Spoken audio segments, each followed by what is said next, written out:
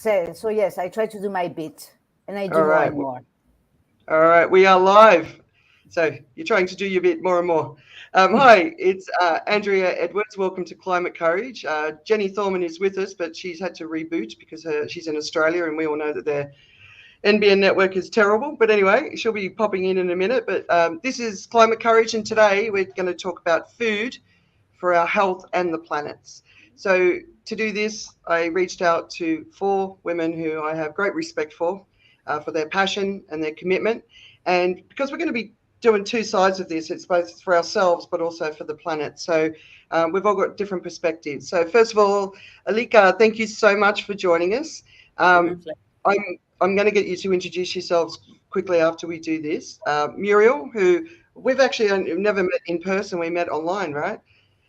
So I'm really happy you're here because I know you're really passionate about it. We've got Rebecca, who's one of my friends in Phuket, former triathlete, or are you still a triathlete? But also a vegan, and very passionate about it. We've had many discussions over alcohol late into the evening. And my mate Jen, who joined us before on the fashion conversation, but Jen's also been a healthy eating advocate in my life, and I really admire the way she thinks about it. So welcome everyone. This is awesome to have you here. Thank you. Thank you. All right, Alika, do you want to just kick us off with a quick introduction, and then we'll go around.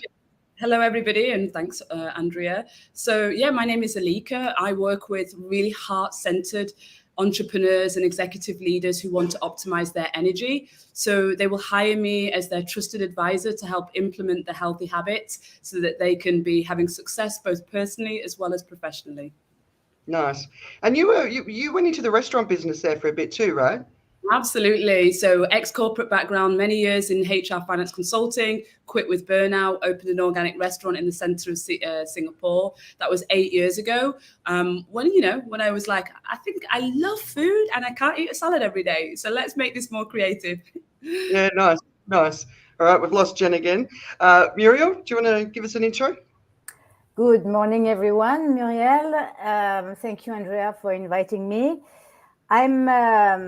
I think I was born a planet lover to the point where my brother still holds against me, forcing him to finish his plate and not taking too much if he doesn't finish it. And that is transpired in all my life. I built 2 companies in Singapore focusing on helping business to be more eco-conscious, businesses and their employees. And it's been part of my life. Now I'm in a career transition in France, and sustainability is part of my motto.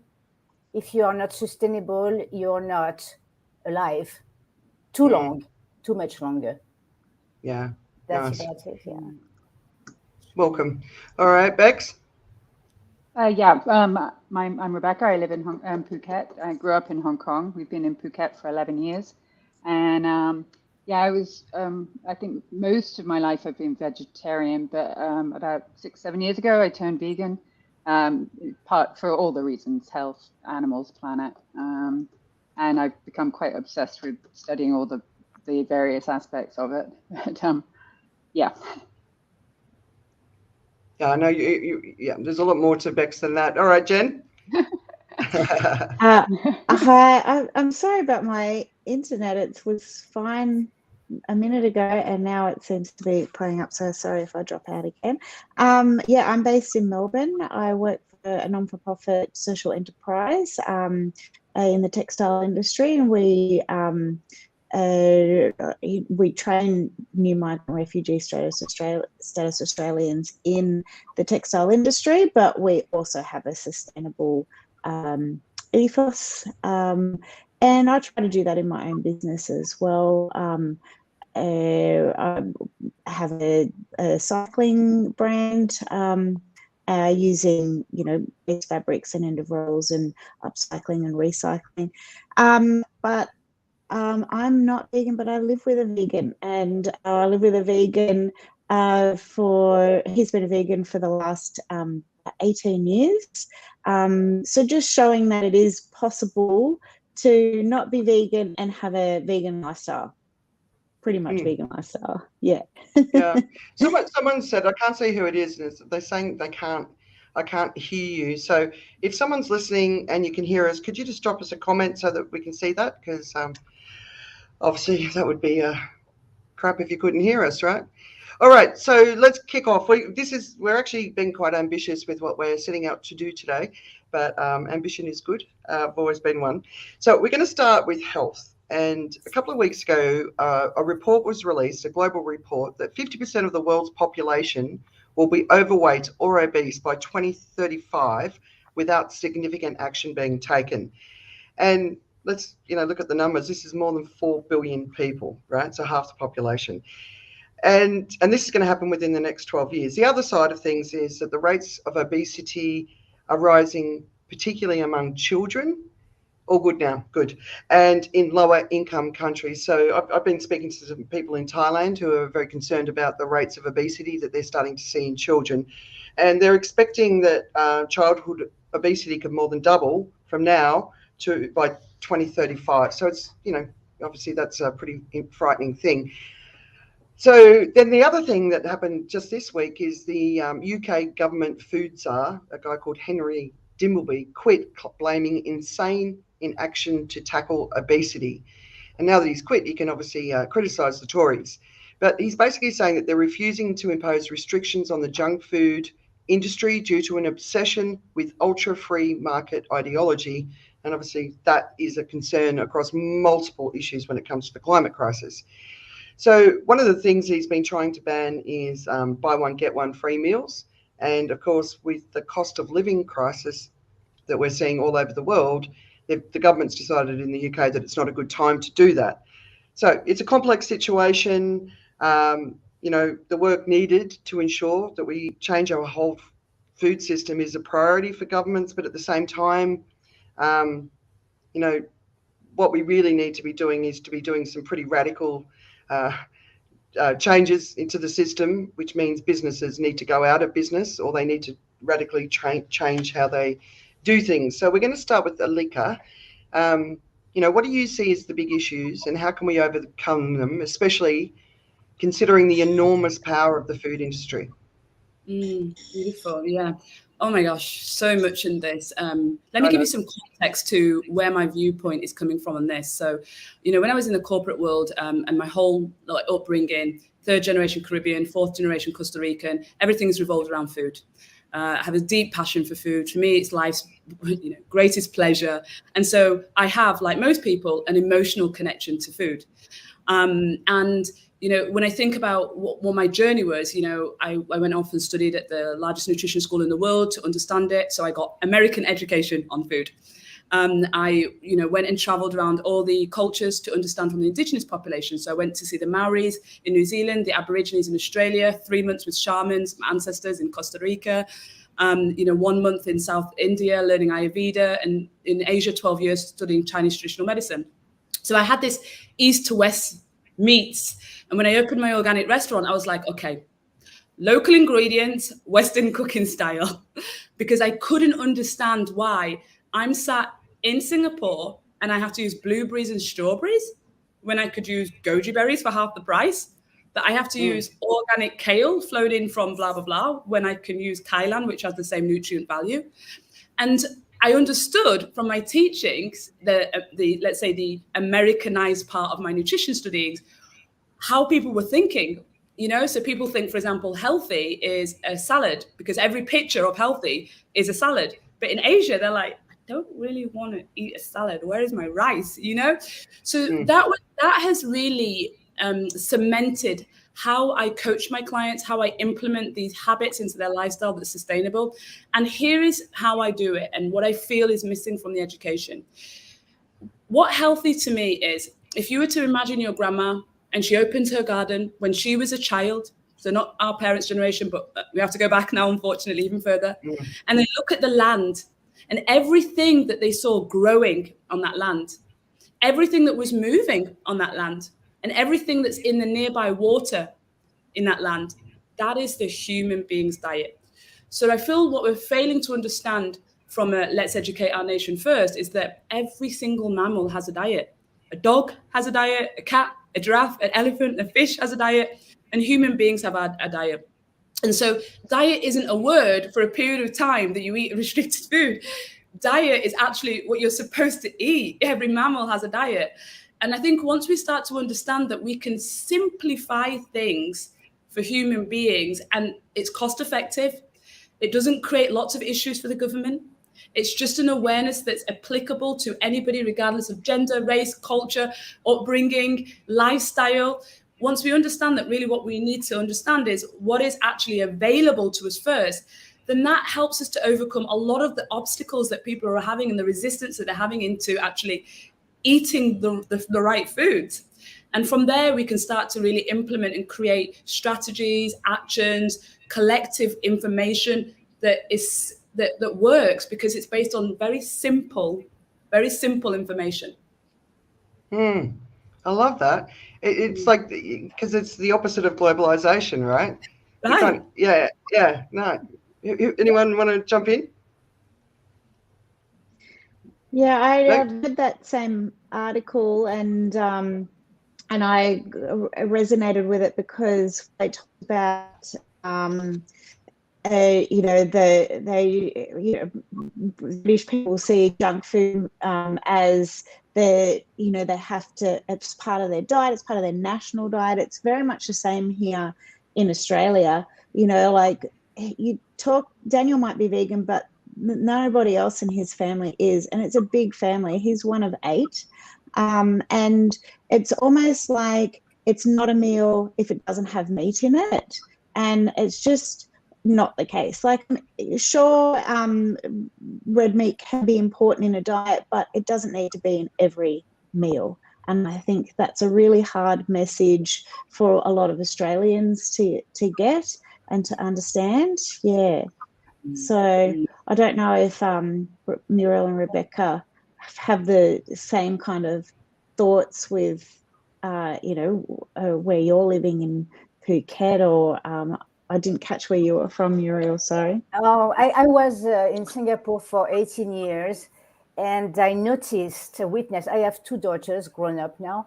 They've been raised in local schooling in Singapore, and I've noticed a tremendous increase of kids overweight, obesity, borderline obesity.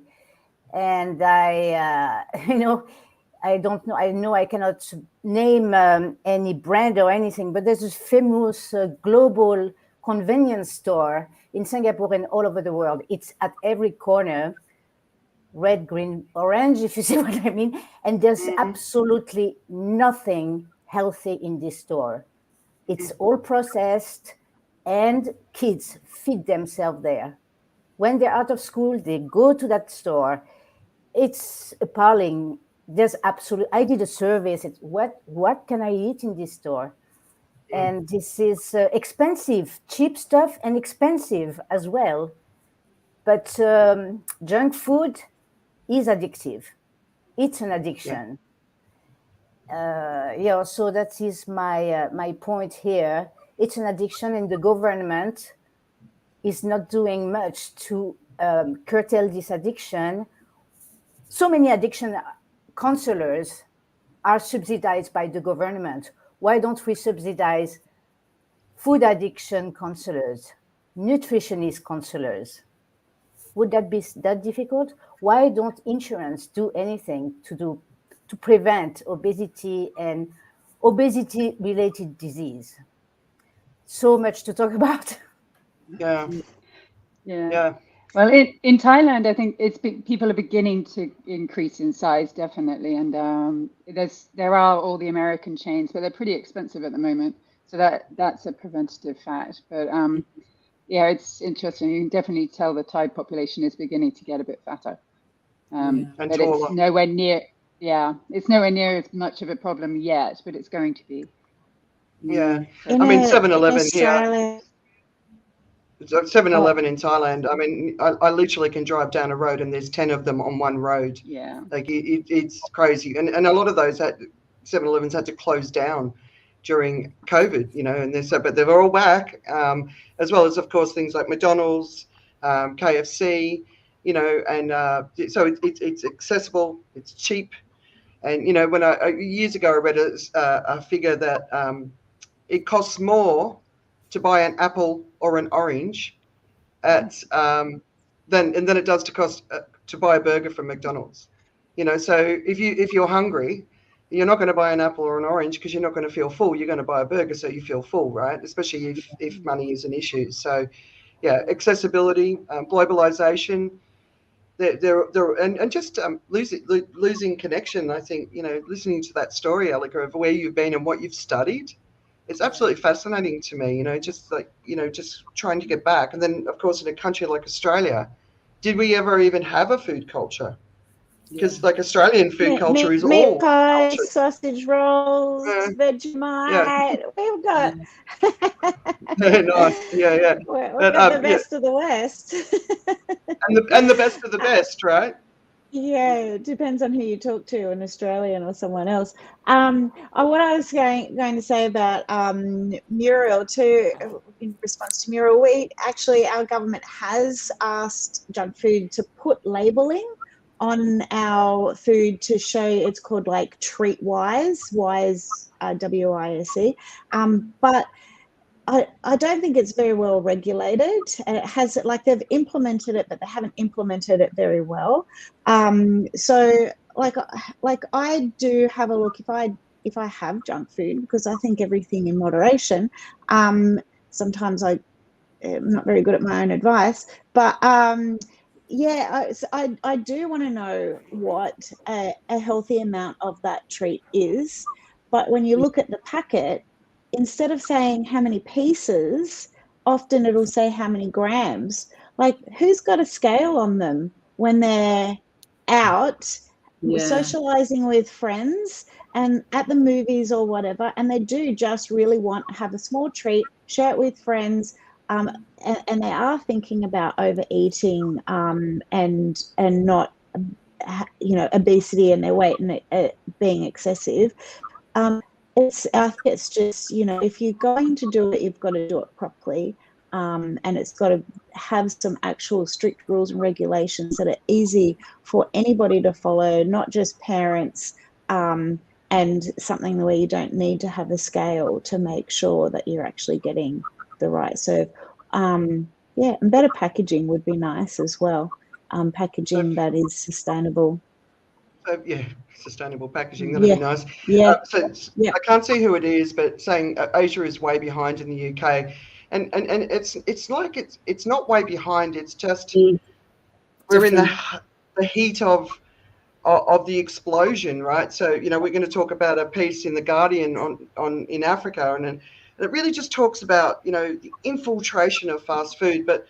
When my son was about 3 and we knew that there was a bit of an issue going on, the first thing I did was look into diet, and that was at the time when I was starting to need reading glasses, right? And so I was looking at products in the supermarket, trying to get a healthy snack at school, right? Because how many people have got the time to bake at home, and no one. You couldn't read it because it was too small. But then there were times when the font was actually, it felt like the font was moving. So it was actually visually distressing to try and read the information. So the whole food labeling thing is criminal as well. But let's move on to fast food, because fast food's but before we do, I mentioned it earlier. So a piece came out in New Zealand that Chris Hipkins, the new Prime Minister, is basically angling all of his policies towards the cost of living crisis. And what he's also doing is scrapping a whole bunch of other stuff, including climate action and, focusing on things like the obesity epidemic, right? But it's not just New Zealand. It's obviously happening everywhere. Governments are focused on the people who are struggling the most. Obviously, that's where they should be focused. But they're taking their eye off the ball of many other things. And I think we're in a bit of a bind at the moment, because by not doing what we need to do, we're actually putting our future at risk. And it's probably my biggest concern right now, because while what the governments are doing isn't wrong, we can't not do the other stuff that we need to do. So, you know, everything's linked to environmental degradation, and we need to act on both sides. So taking care of people and the planet. So fast food.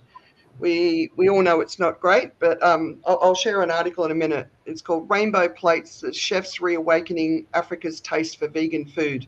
And I found this article fascinating, and I know Bex, you really loved it. And Jen, you too, I think you read it.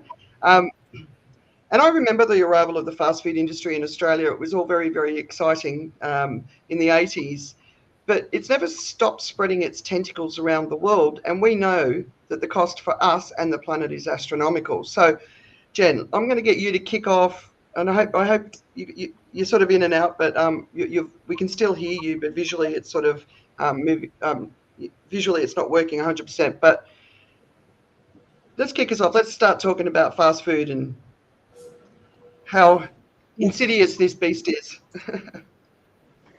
Yeah, I really love that article, actually. There is a recipe in it that I'm going to try this weekend. But it brings back some fond memories for me too, because that was an African restaurant was when I had my first date, where I had my first date with my partner. So we love African food. We're eating a shared vegan plate all the time. We've got certain favorite restaurants that we like to eat African food in and around Melbourne, depending on what side. We know where all the best ones are, so just ask us. But I think like there's two things that really bother me about fast food. One is after having spent some time in Argentina and Brazil, noticing around the Iguazu Falls area just how much the rainforest was lost to farming, specifically soybeans. And I went to a little museum on the Brazilian side that talked about deforestation, and that's probably the worst of the deforestation that I saw. But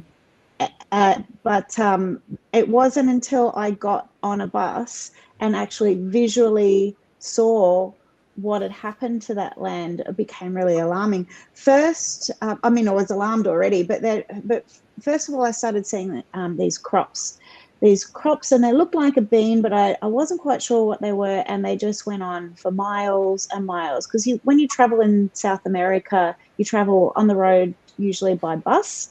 And they can be overnight buses. 24 hours is a pretty long one, but it's not uncommon.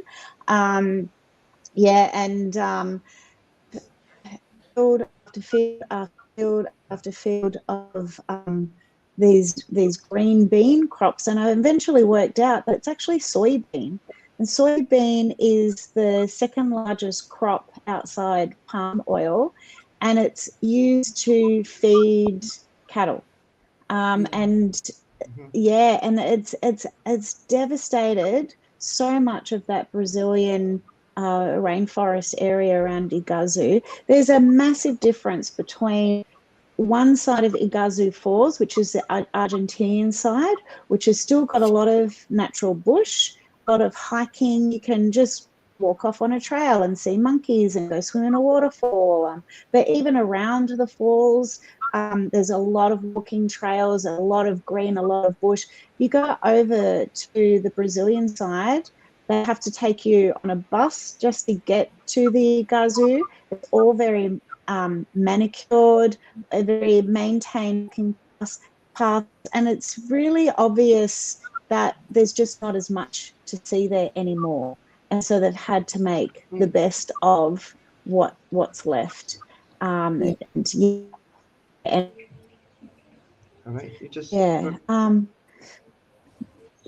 second issue I have with fast food is the rubbish. There's so much rubbish. The people who are eating fast food don't throw their rubbish in a bin. It's really obvious that they're throwing it out their car windows, or they're just putting it on top of their car and driving off. They don't care. They're leaving it everywhere. And I don't think that's necessarily their fault. I think it's the fast food companies that are putting their food in that kind of packaging, and they should be made accountable. They're large organizations. They have the money to invest in sustainable packaging that will make it more affordable for smaller companies, but yet it's the smaller micro businesses that are investing their money into that kind of packaging and trying to be better, you know. And I'm hoping that somebody can help me, because for a long time I've wanted to have an Instagram page, name and shame those businesses that are doing it. But every time I think of an Instagram handle, I go to use it and it's taken, and I can't have the handle that I want. So if anyone's got some ideas, and then once I've got that Instagram page set up, I want people to take photos, artistic photos preferably, but photos of the rubbish that they're finding on the street. Shoot it on portrait mode, make it stand out who the brand is, and we'll post it on this Instagram page, and just keep tagging them in and try and make it something that everybody's thinking about, that these companies need to do better. And maybe even if it becomes a thing that people are invested in, it'll spread the word who are ordering, and maybe they'll be a bit more responsible for their trash as well. But it'd just be better if the corporations were more responsible for the rubbish that they're generating, not just put in our mouths, but also putting in our landfill as well, if it even makes it there. Yeah. So I've got that bee out of my bonnet now. No, it's good to bring up the waste side of things, because it is really important. And we've got Dr. David Coe here, who's having a listen. Thanks, David. I appreciate it. Voices of Hope, an orchestra of hope. I like that. But the market size for the fast food industry, so there's different numbers, but in 2021, it was $593.3 billion, expected to rise to 228 by 2028 to $813 billion, and that's a 4.6% growth rate, which is a substantial growth rate. But another one said it's worth $972 billion, expected to grow to $1.467 billion. So it's obviously a very big and powerful industry, and they don't want to go anywhere. But one of the suggestions, I think, is that fast food industries should go plant-based. And we saw last year McDonald's said they tried it, and then they basically took it off the shelves, right? Because the deforestation is so massive, and it's like, when we talk of change, individual change, great, but it's actually the massive systemic change. I've got brothers who are addicted to fast food. They're not going to stop eating it, No. It's because it is an addiction, like you say, Alika, and you sort of start learning about the amount of sugar that's in it, and all snacks, right? We're not going to gradually move off it, so we do need this massive change. And if looking at what's coming out as far as what's going on from a climate perspective and how urgent the situation now is, I think the best thing that we could see happening is all of the fast food coming together, the companies, and saying, okay, we've got to radically transform. You're not going to necessarily like it, but we're going to do it. And everything that we produce is plant-based. And I think that's one of the changes that potentially could have a massive result. I mean, there's actually there's a fast food place here in Melbourne, and they've started spreading into other states as well. It's called Lord of the Flies. When I first moved here, I had a different vegetarian boyfriend, not the same one as I've got now, and I caught him eating one of those Lord of the Flies burgers, and I was like, oh, you're a vegetarian when it suits you, but not when it comes to a Lord of the Flies burger. That's when I found out vegan. They're completely vegan, tastes like meat, they're absolutely delicious. It's possible to get vegan fast food, and at that time there wasn't a lot available. Melbourne is the interest in veganism is growing substantially, and it's moving out to suburbs, which is really great, and even into country life too. It's much easier to get vegan meals out in the country, but it is definitely possible for those fast food industries to replace meat with something that is, you won't notice the difference. And it actually tastes a bit better because you get a greasy feeling and that horrible greasy sickness feeling in your tummy when you eat it as well. It's much cleaner eating. I can really speak to that from when I'm at the restaurant. And I think that, to me, this also goes back to this whole empowering the individual. Maybe because I have a lot of faith for mankind. And I feel like, we are social creatures, we move as tribe, we tend to follow we model behavior, right? We model behavior, that's how our brain is designed. And so I feel like when you start having a accumulation of people doing the same thing, I mean, just look at the plant-based movement, right, in the last few years, then it can really compound really fast. And so I don't have a lot of faith in corporations coming together and going, oh, do you know what, let's just change all government. But I do have a lot of faith in people. And when I started the restaurant, I went off to train as a plant-based chef. As somebody that eats meat, I wanted to make sure that I was inspiring people to eat less meat, even if they enjoy eating meat. And, and again, what worked for me is this idea of what I teach my clients, which is a lot about heritage eating and going back to your traditional foods, because actually that will feel like comfort food for you. So a biryani to one person is comfort food when fish and chips is comfort food to another person, So when we go back to heritage foods, what I loved is what I saw in all the indigenous populations, which is all of these traditional foods had things that actually give us a lot of the answers that we need right now.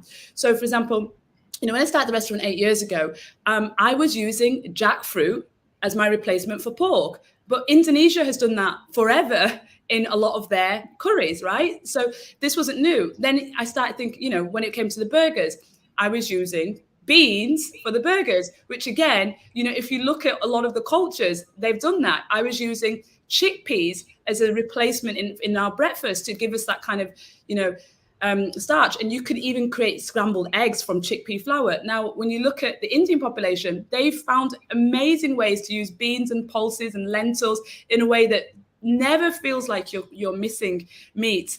And even in Australia, I have Australian clients, and I'm telling you, as a lot of red meat is an issue. However, there's a company that I just love because I don't like a lot of the plant-based alternatives to meat that are not the human being's diet. So there's a company that I love that was doing, I think it's called Fable. They do shiitake mushroom meat. With very minimal ingredients, and shiitake mushroom being the main one.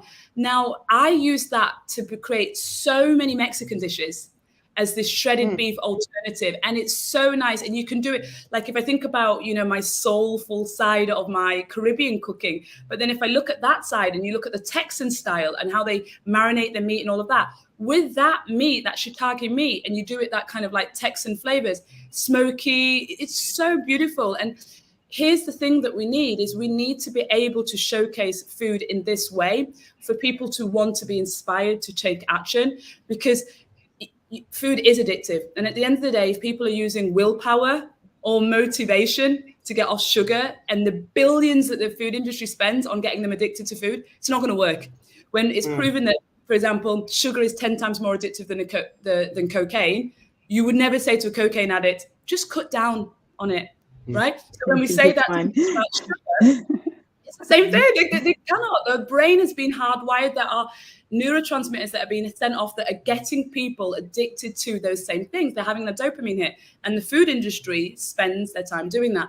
However, what I love to think of is not you cannot have, but what is your substitute? And when you start to love the substitute, and even better, you start getting the internal feeling of feeling good, being high energy, feeling lighter in your body, more mental clarity. Now, you tell me who is not addicted to feeling great? And that's the intrinsic motivation that I'm trying to hit. And I think that using the creativity of people that are preparing the foods and kind of highlighting even and championing those people through social media, so people that are under a little bit pressure to change can go, you know what, I'll try, and then they can become addicted to those very foods that are healing. And looking at the traditions, because all of the ancestors lie in tradition. Like lion's mane is another really great mushroom that is meaty and has that fiber, yet it literally helps the brain to create new neurons. It's just amazing. So all of these foods are all out there in our traditions, and we just have to find creative ways to get people to be addicted to these food, the traditional foods.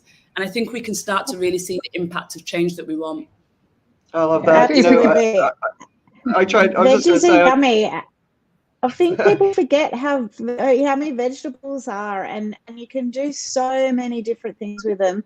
I don't know if it's just, you know, how, you know, my generation up, you know, in generation as Daniel's family, but like we ate meat and veg, and I think that kind of format turned people off vegetables.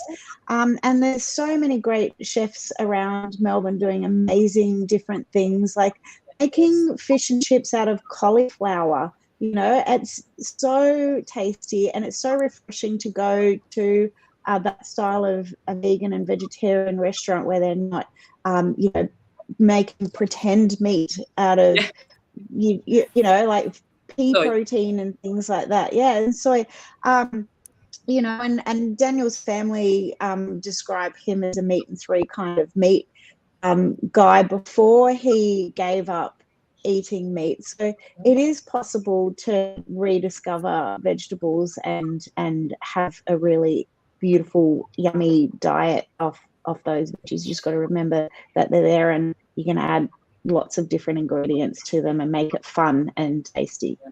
Yeah. I had a curry once, and I was like, I thought it was a meat curry, and I was eating it. It was yum, and I was like, well, what is this? And it was jackfruit curry.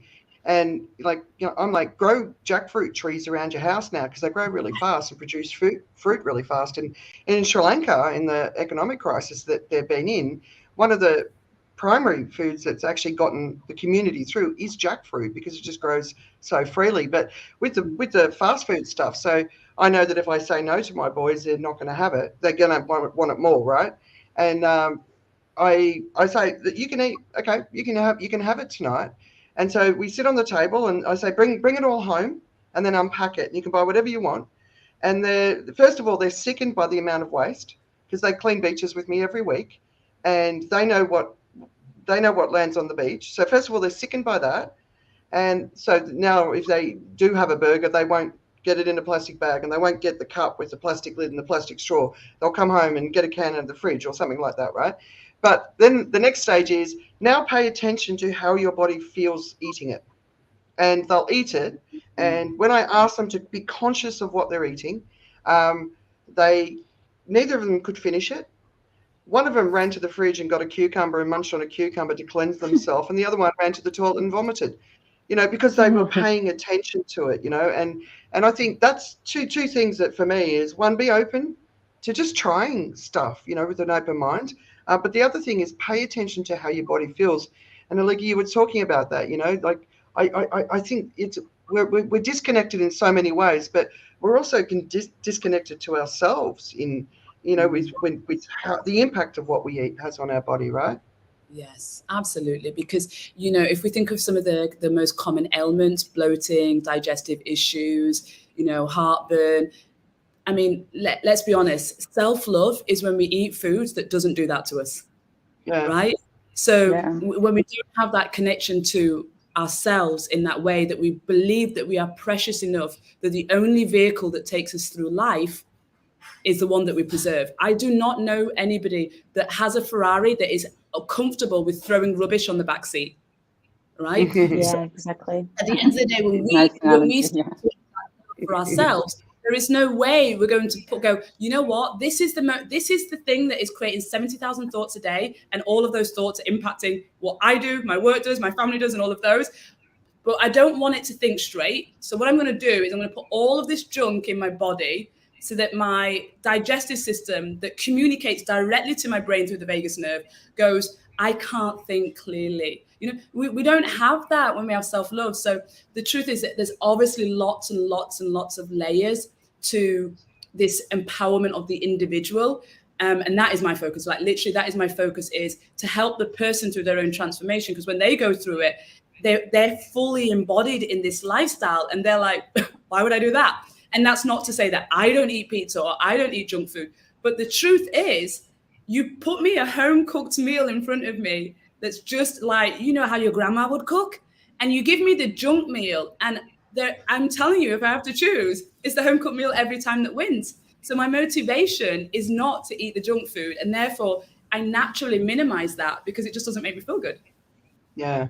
And people seem to think junk food's cheap as well, but it's actually not. The money that you spend on a meal for a family on junk food, that's just food for one night.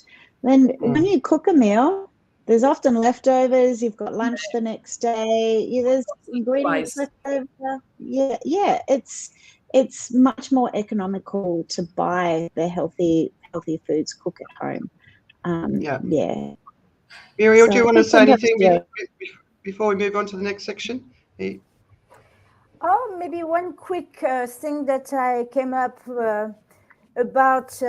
There's a cultural shift that needs to happen when generations have indulged in their what Henry Dimbley calls the patriotic food, right? It's not that easy to do away with the delicacy they enjoy. And I really like this article you shared, Andrea, about Zimbabwe and plant-based food, when they're not forcefully lobbying, they're just trying to introduce, and not, if you push, if you're an extremist, it's like a kid when you say no, they're going to do it. So I like the approach there, and their intent to make the goat head being a delicacy there, a fake goat head with I like that too. You can be very creative. I was dumbfounded when I had my first vegan burger. I'm not vegan, moving towards vegetarianism, but I said, no, this cannot not be meat. So it's amazing to discover new tastes and the creativity behind all this with a nutritious, very nutritious as well. So it's wonderful. There's hope. Yeah. All right. So we're going to move on to the third section, which is really looking at the figures on farming and agriculture and the impact it's having on the environment. Because of course it's not just fast food and deforestation, it's also the impact it's having on a warming world, soil health, which is a massive issue, biodiversity loss, ecosystem collapse, water pollution, and so much more. And I know Bex is a big data girl just like me, so I'm going to hand it over to Bex to sort of just let's get that big perspective of the impact that it's having on the earth, because actually one of the most significant things we can do to participate in making sure that we're not going to head towards societal collapse and warming off the charts is to change how we eat. So the focus is really going to be on that. And, if you look, everyone's talking about fossil fuels, and of course that's a big part of the story. There's so many other parts of the story, and I think how we eat is a big part. So Bex, do you want to introduce this bit? Yeah, sure.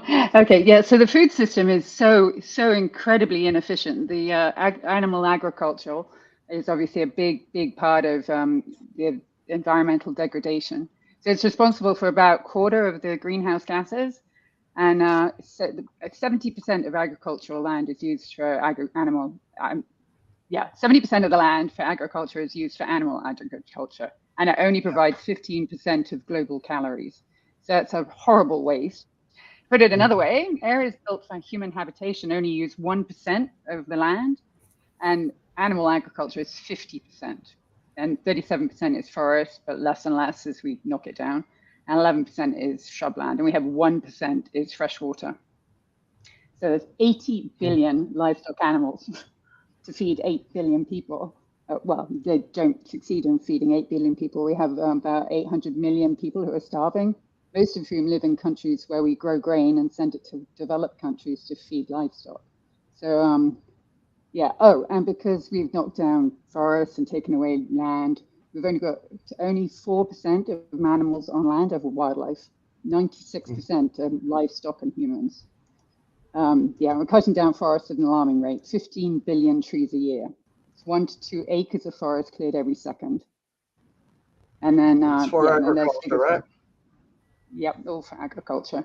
For grazing land, to grow crops for animals, and then a little bit to grow crops for people. But if the whole world was vegan, we wouldn't have a problem. We've got plenty of land. We already grow grain that could feed twice the population, but we keep giving it to livestock. And then, it requires 20 times more land to produce 1 gram of beef, whereas it would produce than it does to produce protein from lentils and beans and peas. And then what else have we got? Okay, yeah. So soil's being degraded, too much manure leads to nutrient pollution. And then this was new, I didn't know this, because we give so many antibiotics to factory farms, to the factory farmed animals, that's in the manure. It goes into the soil, kills the microbiome, which means that plants don't get the nutrients they need when you grow in it. And then runoff from manure and fertilizers goes into the sea and creates dead zones. So there's about 400 dead zones worldwide. So that's getting worse and worse and worse. Meanwhile, the UN has said that the food supply must be doubled by 2050. It's just like, how on earth are we going to achieve that if everybody keeps eating this way? So, and then there are some other interesting statistics. Like if the whole world ate like the US eats, we'd need 5.1 planets. The same goes for Canada and United Arab Emirates. And then Australia's a little bit, not quite as bad. It was 4.5. But yeah, we're eating in a way that is thoroughly unsustainable for our resources, and it's concerning. Yeah. Right. Who wants to jump in? So I've been reading some George Monbiot stuff. He wrote one piece called Obesophobia, and George, and I know Bex loves George, but basically we are now at the point where we need to reduce our meat consumption by 75%. And if we did that, we would need, if everyone became plant-based, we would need 75% less farmland than we use today. And if we went plant-based, we can feed a growing population. We can, and so the whole population conversation always comes up when it comes to anything to do with climate change. And every time it comes up, I'm like, all right, so who can we sacrifice? And people are like, oh, what do you mean? I'm like, well, if you want to talk about population, we've got to, let's be honest, right? Because the majority of people in the world do eat within the constraints of their society or their culture. It's the Western sort of the wealthy countries who are eating out of proportion. So we had the overshoot day for you were talking about America, Canada, and the UAE. That was a couple of weeks ago. The Australian overshoot day is coming up. So the message is we need to reduce our lifestyle by 75% in all ways. But every year the overshoot day comes up and we just go, oh, we're already in overshoot, and continue as we're living. And I don't know what's it going to take for people to get the message, and it's got to start with us and how we consume and how we engage with the earth, right? Yeah. So it's challenging to get everybody moving when there's no support from the people who should be helping us get there. It's even it's even worse than that. Well, the governments all subsidize the meat and dairy industry and loads of other industries that are responsible for pollution. It's like we're asking them to do it. So it's crazy. Yeah, they're not economical, so the government supports them so that they are economical. Yet they're super damaging to our health, the health of our planet. It's not sustainable. Any time near, it's obviously not the right answer, but no one sees it that way. They see it as their livelihood, and they need to make money. And like we say, it's like we're on the verge of this moment where it's radical transformation is required, right? Everything everywhere all at once, right? So Greenpeace's article on why meat is bad for the environment. It causes deforestation and forest fires, and we've obviously seen crazy stuff going on in Brazil. It causes climate change because basically, the way it said roughly equivalent to all the driving and flying of every car, truck, and plane in the world. That's how much it contributes. It's pushing the Amazon rainforest closer to a tipping point, and I've seen a lot of scientists saying it's already passed. Obviously, human rights abuses and land grabbing. It's killing wildlife, and a lot of the wildlife and ecosystem destruction.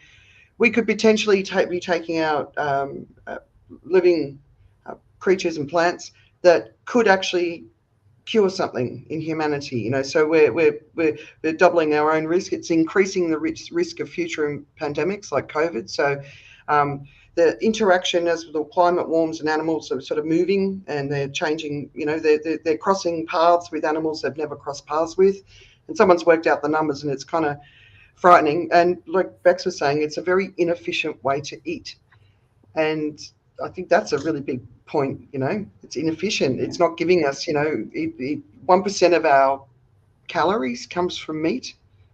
15 globally. 15%. Yeah, but they use 70% of the agricultural land, so that's a massive mismatch. Yeah, doesn't make any sense, really, does it? Yeah, a lot of it doesn't, right? Yeah. And another big problem is the potential antibiotic resistance. That's going to be a huge one, and that's largely caused by the fact we give so many antibiotics to livestock. That's why they're becoming redundant. Yeah, and there's a super fungus in the US at the moment. Have you guys seen it?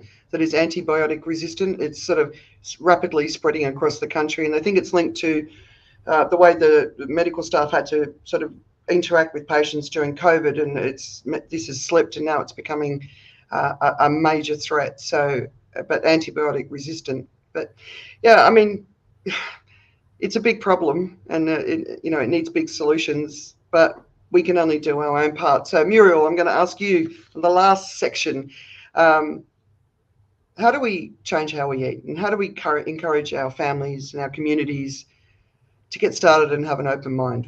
Because you're on a journey, I'm on a journey. I think we're all on our own journeys. What's your advice? Where to start? Well, I can only share my story because I never intended and never will be a food dictator. But there has to be a trigger. And for me, the trigger was the planet and my health. And I can just lead by example or make suggestions, but I'm not going to impose anything. One of the triggers, I've always been a fairly mindful eater with my nutrition. I love vegetables, fruits, etc. But I like also once in a while to indulge with moderation in junk, or I like my steak tartare. So I'm moving toward vegetarianism though. And the result, since I've been taking responsibility for my body, and the trigger I was saying was I had developed over time a few years ago some sinister symptoms with my body, and went to the doctor, saw a specialist, and I was appalled, baffled by one, not being asked by any medical profession, what is your nutrition? What do you eat? No inquiry about that. That was, take this, take this, take this. My fridge became a pharmacy, and that drove me crazy. I said, there has to be something else. I don't want to be treated with medication. I'm going to try to contour it and try something else. So that was one of the triggers. And man, when we say the gut is the brain, I totally believe that. Changing my diet has made, not only I've lost 6 kg in no time, not intentionally, I sleep better. My bowel movement is, I won't go into details, but much, much better. And it's very important as well. I have more energy. I'm sure Elika will validate all this. Changing my diet, removing a lot of the meat part, of course. I still like fish and I like eggs, but I remove dairy. I love cheese. I'm French, come on. But no, I remove dairy, and that it's amazing, the effect. And the effects were almost, I wouldn't say immediate, but quite rapid. So my daughters witnessed that, and they are also say, that tastes good. And simple things healthy things can taste very good as well. So it's just educational and just trying to keep that pace, that routine, and do better all the time. And at the same time, I'm contributing to a better planet, I think. And yeah, that's it. Thank you. Yeah, nice. So I've gone through a process with my boys of trying to reduce meat. And of course, they're teenagers and they love their meat. So eventually, and so we've been doing it for years, vegan, vegetarian. When it was Beck's 50th birthday, I hosted a dinner with a bunch of friends and it was 100% vegan. So that really challenged me to go and have a look for recipes and work out how can I, It was awesome. Yeah, And it was amazing, really right? But it awesome. was also, but it was amazing for us to go through the process and find all the different things that we liked so that they could become part of our staples. And obviously, many times I get a lot of kickback, but when I found out that we need to reduce our meat intake just from a global perspective by 75%, I said to the boys, okay, so that's our goal now. And then I was like, well, so how do I work out what is 75%? And so I worked out that we could have 7 to 8 meals with meat in it a month, but obviously red meat, lamb and beef are the worst. So I got the boys to agree we'll try for 1 meal a month with red meat, and then the other 6 or 7 meals will have a little bit of chicken.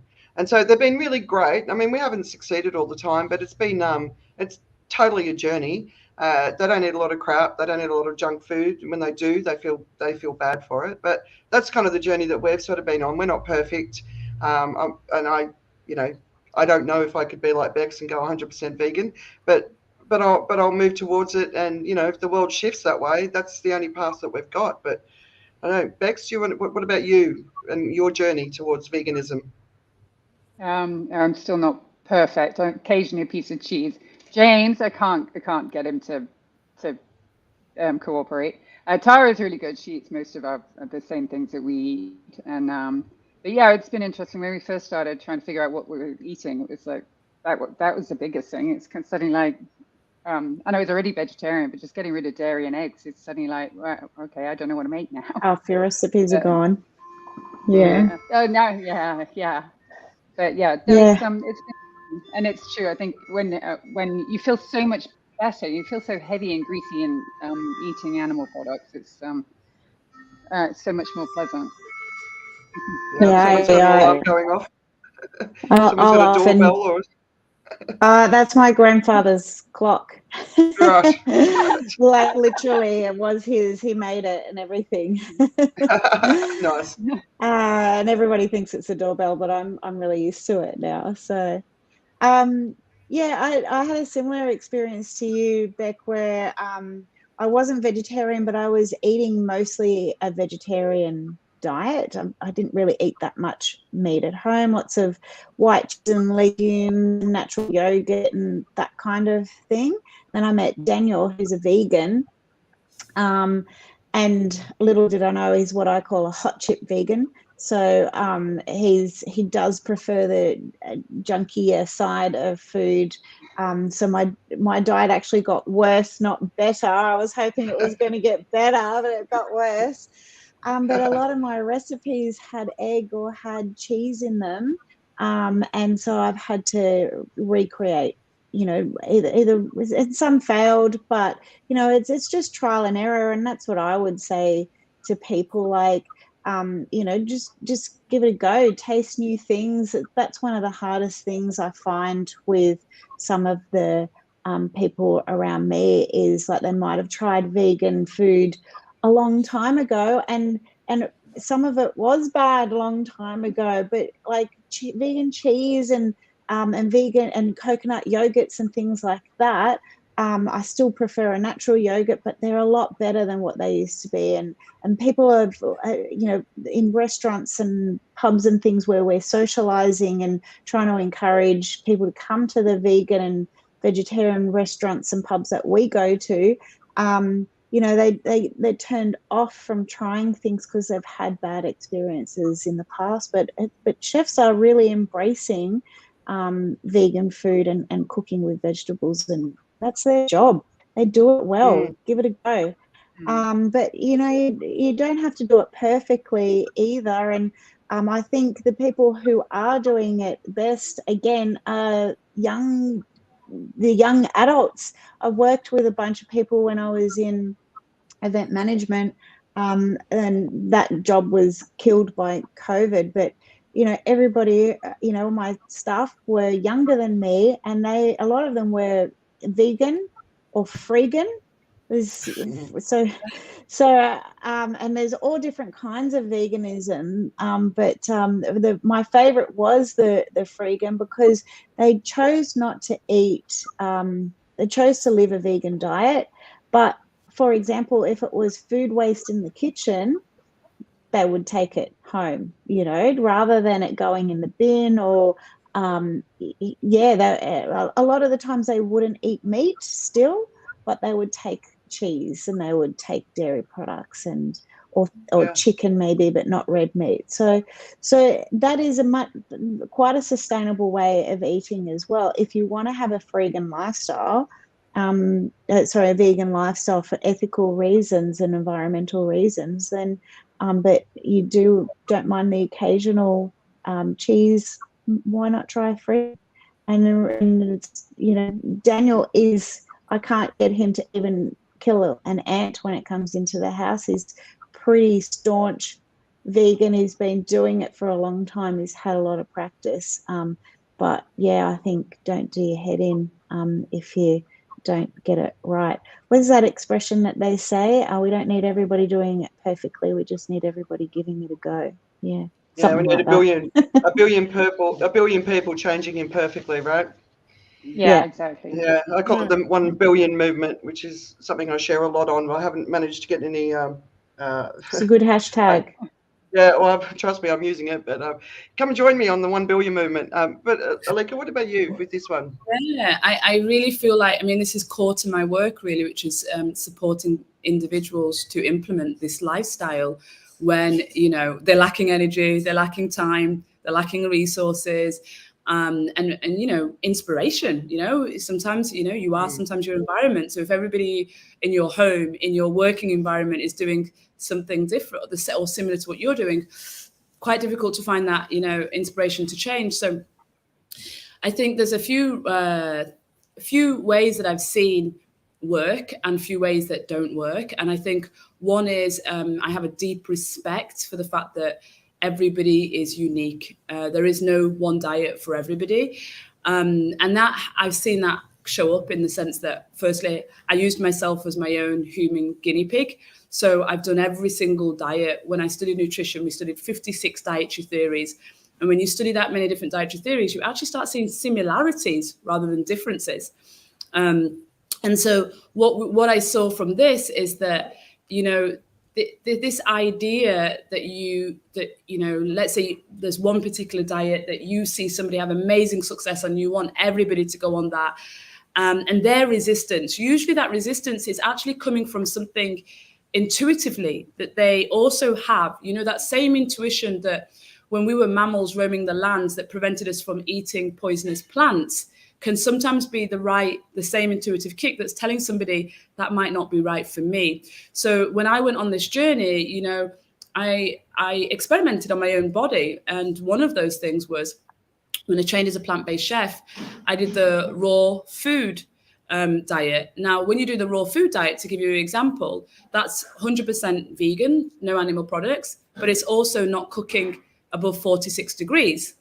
So now if I say to the average corporate city slicker, do not have anything that's above 46 degrees, am I going to get resistance? Yeah. And does that mean that I'm wrong? Maybe not. It worked for me. I've never seen a digestive system so slick. I was like a dog. It was amazing.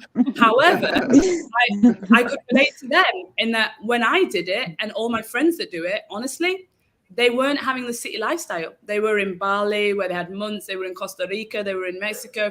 And so for me, to try that diet, to really buy into, is it possible and what does it feel like to eat nothing but raw vegan food, nothing that's covered above 46? I wanted to try it on myself to really say if this works. And so I could understand now, going back to the city and living my life, that why they would have that resistance. Now, this is this same theory that's on the extreme side of things that I've tried, but that's also the same as when I've tried intermittent fasting. And I wanted to be able to really listen to these people that were saying it was possible to live off the energy of the sun and out food. Now, my human brain, with my human experience, tells me I'm going to die without food. So I had to try it. And I'm telling you, 11 days in, no food, just water, I started to feel better and more energy than I've ever had before. Now, you come back to the sea and say to somebody, no food for 11 days, they are like, you are going to die. So what I see this is that it's all based on our reference point and what's available to us. And so, you know, I think that, let's say when we say to somebody that is a carnivore to go on a vegan diet, it's too extreme for where they're at. And so what actually happens is you alienate yourself and they actually switch off to everything that you're saying that is good. And so what I've found is the best way is to try to crowd it out. Try to crowd out the bad by bringing in more of the good stuff, right? So when we bring in more of the good stuff, what that looks like is we bring in all of these replacements to the foods that are not serving our body well. And the person becomes so full and nourished from that they start minimizing the bad stuff. So when we look at that, let's say this is the second part of the implementation, which is what are your replacements to the things that you love? So first start with what do you actually love? Because you're not trying to say you can't have the foods that you love. You're trying to find what are the replacements for that. So if we start with dairy, 70% of the world's population is lactose intolerant. Now, when I say to a French client, don't eat cheese, they are like, okay, really? You know, because again, it's that heritage food. This is their lifestyle. This is their upbringing. This is their heritage cooked food. This is their emotional connection. It's far beyond that. So it's not going to work. But when you start thinking about, okay, well, what are the replacements for dairy? And so milk, honestly, in this day and age, there is no excuse to drink milk anymore. Commercial cow's milk is full of hormones, full of crap, full of antibiotics. It's just not the milk. It's not the unpasteurized milk that has the raw bacteria that helps us to digest the lactose. It's a completely different product, the pasteurized supermarket milk. And there are so many amazing alternatives, not to say that they're all good, because they also have highly processed seed oils and sugars inside it. But hence people like me find the alternative products for the client, and they do exist. And those products are full of nutrients that sometimes that commercialized pasteurized milk cannot give us. So milk, let's look at other dairy. Yogurt, I mean, you mentioned, Jennifer, coconut yogurt. I mean, a good coconut yogurt is just beautiful, right? And so that becomes a great alternative that a lot of people haven't tried. But again, you know, I have Italians, and for them, something about coconut doesn't sit with them. And I get it. There are no tropical trees with coconuts hanging in their heritage. So it doesn't sing to them in the same way that, for example, you know, when they try the almond yogurt alternative does, right? And then we look at cheese. Now, I've got to say, that is my hardest one. And so when we look at cheese, then, you know, what are the alternatives that exist? Well, the vegan cheese that was on the supermarkets 5 years ago was horrific. So if you tried that, like you said, Jennifer, that's not the same as what's available now. So, amazing stuff now. Amazing stuff. Absolutely. So you can look at this with dairy. You can look at this with meat. So meat, to me, that's mushrooms, it's eggplants, it's jackfruit. It's all of those texturized foods. It's beans, lentils, pulses, that texturized foods that become a replacement in those traditional meals. You know, so when you're having a spaghetti bolognese, now when you think about putting beef into it, when you know that you can get that texture from other things. So it's finding those replacements and encouraging people to try that, as opposed to focusing on this is the thing that you must become and shocking people's nervous system so that they switch off, don't listen to anything, you know. So it's this crowding out. And I feel like that kind of way is the transition way to slowly to implement change, one person at a time, create a ripple effect that compounds. Because what we actually need right now is the compound. And we forget the power of compounding. And it can happen to us right now. May I add one thing? Of course. About what you're saying that I forgot to mention. I drastically cut down on salt. Sweet I didn't have to, because I'm not a sweet tooth, but salt. And through that, I'm rediscovering the taste of food. The salt is so prevalent in Asia, particularly in and it's scientifically linked to stomach cancer, by the way, amongst other things, cardiovascular issue. But rediscovering the taste of food was wonderful. My mom is a goat. She can lick salt, and she puts a lot. And she said, every time I cook, she said, "This is not salty." I said, "To me, it has salt. Natural food contains salt." So yeah, and that's it. Thank you. Yeah, no, it's nice. So, Yes. one of the places that awesome, but one of the places that you can find real inspiration is find either a local or a global vegan, vegetarian, plant-based eating Facebook community group. You'll often find people are sharing really great recipes, ideas. It's not, no one's pontificating. It's just people coming together just to inspire each other and help each other move and make the transition. So that's a really good thing. Some other things that I think that we really need to start looking at doing as a collective is we've really got to start campaigning the global fast food chains. We've got to step up. We've got to write to them. We've got to speak to them. Like Jen was saying, put it out there on social media, tag the brands. We've got to say enough is enough. What they've built is not good for human flourishing, and it's been progressively getting worse and worse, and we need to stop it. The other thing is really keep an eye out for the plant-based meat. Like, I know a lot of people feel that that's the only path to becoming vegan or eating healthier, but there's a real lack of transparency in that industry. They're not sharing the information. You've got to look at the ingredients in the food. It's not all good. So do your research.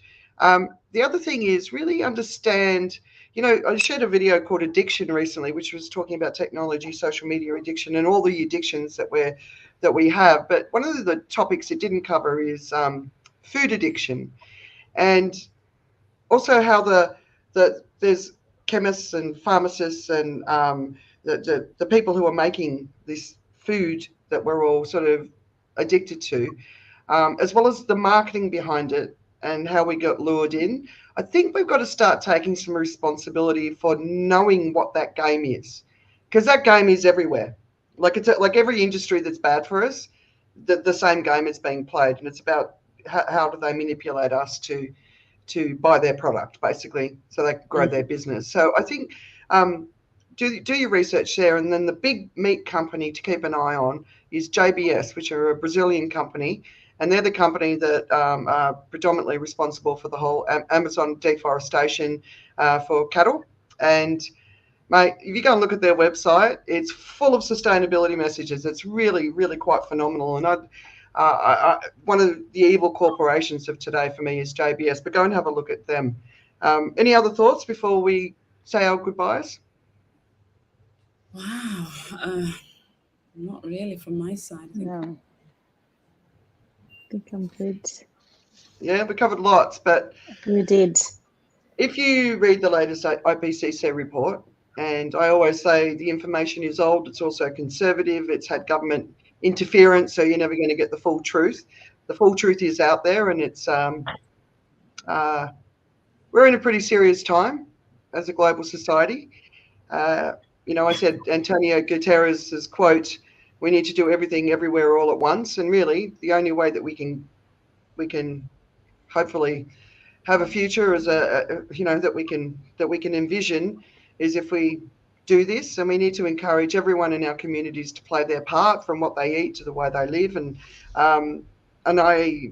we've just got to do this for our kids, because some of the stuff I'm reading, it's not looking too good. So I think we also need to accept that we're at this point where societies, need to prepare as best they can for what is basically imminent, unavoidable climate impacts.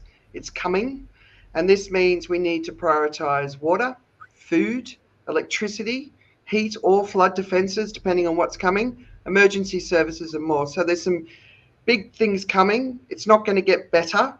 It's going to get worse. What we're doing now is making it less worse. So it's a big time. And all I want to do here with Climate Courage and everything else I'm doing is just say to everyone, don't be blindsided by this. We have to pay attention. It is happening, and it's very, very scary. The last year has been the most emotionally distraught year I've ever had, and I'm still doing this stuff, even though I'd rather, just run away and just enjoy life because, why not, right? But we can make it less worse, but we've all got to get on board. So, Alika, Jen, Rebecca, and Muriel, thank you. Final words? Yeah, I want to speak to that what you said, Andrea, because I think you raised a really good point about, sometimes why we're not taking the action is it's overwhelming and we feel like what we do doesn't make a difference. And unfortunately, I do think with human beings, we rely on somebody else to do it and, hope that that's going to help us all. But I think there's a selfishness that we have where unless it inflicts the pain on our doorstep, it's very easy for us to close our eyes. And so I think we can turn that wound into actually an actual weapon that we can use to support everybody in the collective by actually going, okay, well, what if I'm going to look after myself first? Let me actually focus 100% on looking after myself first. And what I see is that how can you feel bad about making good decisions if you can't think straight? And, part of, looking after the environment is actually by looking after yourself. We all know that phrase, put your own mask on before you feel others. Yeah. Like, I think when we actually do take care of our own well-being, when we have mind, body, and soul, like we really do have that. We're living in our purpose. So we're not doing something that we're in conflict to our value system. Our mind is clear because we've actually put the right nutrients into the body that allows the mind that level of clarity. Then we actually can make better decisions. But again, we're asking people to do things when they can't even think straight. So I think we can turn this selfishness that we generally have as human beings into a good thing, which is we look after ourselves first, we get ourselves into a great shape, and then we use that energy to go make an impact in the world. Yeah, nice. It's like when I wrote my book Uncommon Courage, it was actually the purpose of it was to get ourselves straight as in inside, like not in the nutrition stuff, but how we think. But yeah, I think that adding that layer of the nutrition is so important because, we all know when we have chemical food, which is what I think of fast food and most things in a packet, it's chemicals. It's not food, right? Jen? Chemicals and sugar. Yeah. Chemicals and sugar. Yeah, I think that's really good advice, Alika. And you've inspired me to maybe take it up a little notch too. Always something.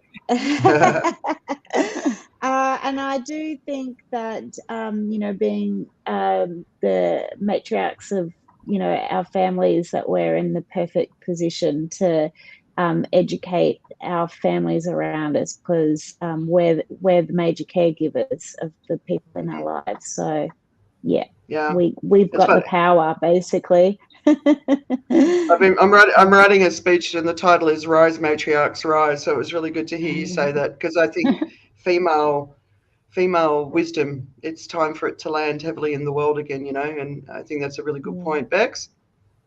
Yeah. Oh no, sorry, I'm out. That was a lot of information. I'm kind of reeling a bit. Worn you out. Yeah. Miriam, final words, and then we'll say goodbye. Word of wisdom, I can't promise. No, that reminds me also the way and it was in Monbiot's video, the way we treat our soil, which is alarming, devastating, the soil and the water underneath. I remember my grandmother and my grandparents, they always had a garden growing their fruit and vegetables. And she told me one day, we see less and less worms in the dirt. And worms are extremely good fertilizers.